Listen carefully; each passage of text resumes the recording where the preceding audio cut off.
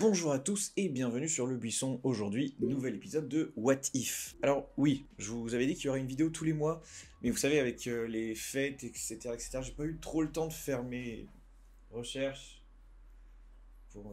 Oui bon, en effet, j'ai pas mal été pris par les remakes de Pokémon, c'est catastrophique, mais maintenant que c'est terminé, c'est bon, on va pouvoir y aller. What If 3, l'immortalité, c'est parti.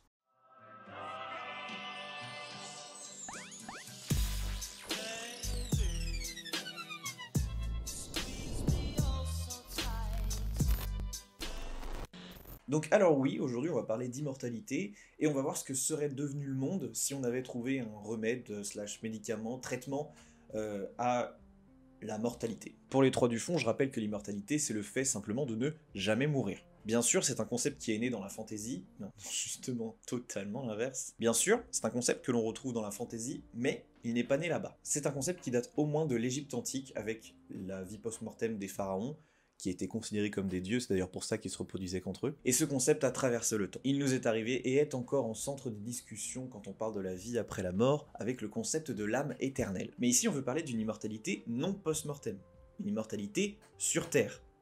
En fait, une vie infinie, sans mourir, sur notre planète. Mais d'abord, définissons les types d'immortalité possibles, car selon la fantasy, il y a plusieurs types. On va d'abord y retrouver ce que je vais appeler l'immortalité de vieillesse, donc c'est-à-dire une immortalité qui empêche la mort par la vieillesse du coup, et qui par contre ne peut pas nous protéger de meurtres, de coups qui pourraient nous tuer. Par exemple, t'as une immortalité de vieillesse, bon bah tu rencontres un bus, il y a peu de chances pour toi que ton immortalité fonctionne correctement. Un autre type, ça va être de totalement être insensible au poison. Donc c'est-à-dire tout ce qui peut rentrer dans votre corps et vous tuer, là ça marche pas, et bien sûr, on entend bien qu'on rajoute l'immortalité d'au-dessus, donc l'immortalité de la vieillesse, évidemment. Alors, bien sûr, sur celui-là, voilà, on peut créer plein de variantes. Hein. Chez vous, vous pouvez même créer votre propre immortalité. Chacun crée son immortalité. Faites partager dans les commentaires, je pense que ça va en faire rire plus d'un. Il y a aussi, bien sûr, d'autres types d'immortalité, comme l'immortalité de type feu, efficace contre le type planté. Pardon, ça c'est mon Pokémon. Et enfin, il y a l'immortalité tout court. L'immortalité où vous ne pouvez pas mourir de vieillesse, ça on l'a vu, vous pouvez pas mourir pour des trucs qui rentrent dans votre corps, et vous pouvez pas mourir par exemple pour du meurtre. Bah non, ça marche pas évidemment. Voilà, donc vous l'aurez compris, ce type d'immortalité c'est vraiment rien, mais alors rien du tout ne peut vous atteindre quoi, c'est... vous êtes au-dessus de tout. Et nous du coup, quel type d'immortalité on va imaginer? On va partir sur la première, donc la première c'est l'immortalité de vieillesse. Donc, moi j'ai pris celle-là parce que je pense que c'est la plus intéressante à développer, mais si jamais ça vous intéresse qu'on développe les autres, donc les deux autres types qu'on a vus, pas celle de type feu, attention, hein, je me suis trompé. Attention. Donc pour rappel, l'immortalité de vieillesse, on ne peut pas mourir de vieillesse, par contre, tout ce qui est extérieur à notre corps, donc renversé par une voiture, meurtre, etc., là par contre c'est possible. Et vous allez voir que cette fois, on va procéder différemment. C'est-à-dire que je vais pas évoquer des faits, je vais vous raconter une histoire. Je vais vous raconter une histoire à base de dates clés, parce que je trouve que c'est plus pertinent. En même temps, ça va vous permettre d'être un peu plus plongé dedans. Février 2022. Donc là déjà, beaucoup de choses dès la création du remède. Les annonces affluent, le monde de la science est fou, c'est officiel, ça fonctionne. L'humanité a réussi, elle a dépassé la mort. Nous venons de créer un remède qui nous permet de vivre indéfiniment. Et déjà, pas mal de questions sur les lèvres. Est-ce que c'est bien, normal, éthiquement parlant, moralement parlant? Est-ce que l'humanité a le droit de dépasser Mère Nature? Est-ce vrai? Beaucoup de gens n'y croient pas, évidemment, et beaucoup d'autres s'en fichent puisqu'ils ne sauront sûrement jamais si ça fonctionne réellement ou pas. Pour le moment, ces questions se font en petit comité et les propositions d'utilisation ne se font pas, vu que l'officialisation vient tout juste d'être faite. Novembre 2022. Les premières vagues de personnes voulant ce remède commencent à apparaître. Mais tout ça a un coût, évidemment. Le remède est cher, très cher. Mais on travaille à le rendre moins cher et plus accessible pour le reste de la population. Pour le moment, seuls les hommes immensément riches comme Mark Zuckerberg, Bill Gates ou encore Jeff Bezos suivent ce traitement.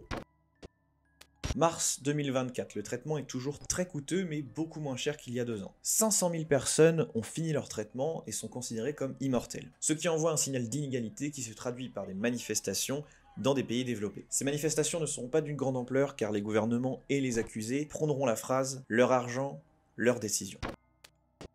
Décembre 2030, de plus en plus de gens commencent à avoir recours à ce traitement car il devient accessible à quasiment tout le monde. Mais aussi, de plus en plus de gens se réunissent pour lutter contre ce traitement qu'ils trouvent dénué de sens car la mort fait partie de la vie. Pendant que 1% de la population suit ce traitement, d'autres protestent et créent des mouvements contre ce traitement. Des manifestations sont organisées en disant que l'humanité court à sa perte. Des gouvernements se rattachent même à ces partis et interdisent officiellement le traitement sur leur territoire.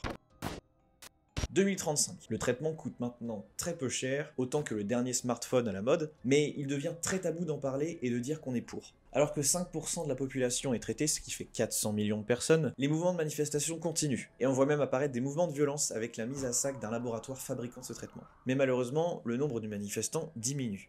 Car oui, le traitement devient de plus en plus accessible, et donc les inégalités de moins en moins visibles, et donc le combat devient peu à peu vain.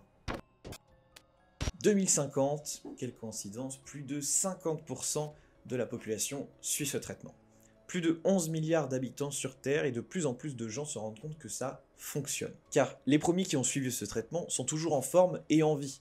Et donc le traitement prend encore plus d'ampleur. Et ce qui pouvait être considéré au début comme une malédiction devient finalement un pouvoir divin accessible au prix d'un canapé milieu de gamme. Car oui, être immortel peut paraître quelque chose de néfaste quand on vit dans un monde de mortels. Car on voit tous nos proches mourir pendant que nous, on sait que l'on reste en vie. Mais là, dans ce cas, ça ne l'est pas.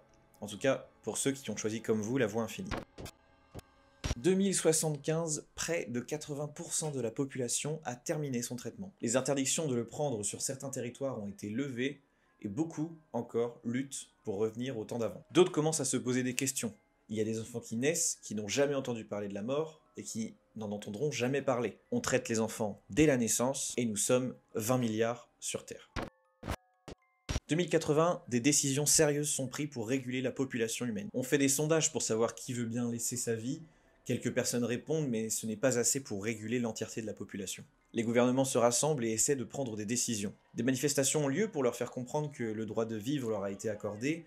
Des slogans font leur apparition comme « Ma vie, ma décision ». Ce slogan fait historiquement écho à celui de mars 2024 quand le traitement a été mis en place. 2082, des essais pour des antidotes commencent à arriver. Ce qui est qualifié comme plus grosse erreur de l'humanité est en train de nous tuer. Ironique quand on sait qu'on a fait le choix de devenir immortel. Des difficultés se font ressentir pour se nourrir, se loger, et le nombre de personnes sans abri est exponentiel. On court tout droit à la catastrophe, même avec les personnes acceptant de mourir. 2085, réguler l'humanité est l'objectif. Et ceux qui resteront seront les plus forts. Aux quatre coins du monde, des gouvernements tombent pour laisser place à l'anarchie. Les gens s'entretuent pour se nourrir, se loger, et pour vivre. 2095. En 10 ans, la vie est devenue un peu plus normale. L'humanité s'est régulée elle-même et maintenant il ne reste que des immortels. Après le massacre des personnes de trop, d'autres régulations se feront au nécessaire. Le traitement n'est quasiment plus donné et beaucoup de personnes immortelles mettront fin à leur jour quand leurs enfants seront capables de vivre sans eux. Un processus qui pourrait prendre jusqu'à un siècle. Et voilà, on arrive à la fin de cette vidéo en espérant qu'elle vous ait plu, malgré qu'elle change un peu des standards habituels. Une ambiance un peu plus sombre avec un sujet qui est évidemment, l'immortalité, c'est jamais trop joyeux. Enfin, personnellement, je trouve que c'est pas une bonne idée. Mais on sait jamais, peut-être que vous avez envie d'être immortel. Alors, si c'est le cas, dites-le moi dans les commentaires, bien évidemment. Ici, on est full commu. Et si vous voulez être immortel, bien sûr, il vous suffit juste de cliquer sur le bouton s'abonner. C'est réel, c'est la communauté scientifique qui le recommande, bien sûr. Mais que sur ma chaîne, attention, sur les autres chaînes ça ne marche pas, ce n'est que de l'arnaque. Allez maintenant, en attendant les prochains projets, vous pouvez nous suivre sur Instagram, @icrifamine. Et je vous promets une vidéo fin février, car oui, j'ai eu du mal à sortir des vidéos ces derniers temps, mais ne vous inquiétez pas, c'est terminé les jeux Pokémon, il n'y en a plus maintenant, c'est fini.